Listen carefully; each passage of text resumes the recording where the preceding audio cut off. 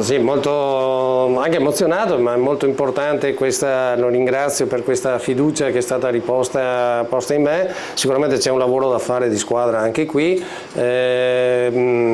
Assieme a tutte le multi-utility del settore e quindi un lavoro su tutto il paese, dobbiamo valorizzare sempre di più la frazione organica. Sappiamo l'importanza del compost non solo in agricoltura ma su tutto il settore ambientale. Tratteremo non solo il compost ma anche il biometano e tutti i prodotti della frazione organica, parlo della CO2, parlo del teleriscaldamento, quindi di temi ambientali ne abbiamo tantissimo. Siamo in un momento dei cambiamenti climatici, quindi dobbiamo sempre più rafforzare la valorizzazione di questo settore.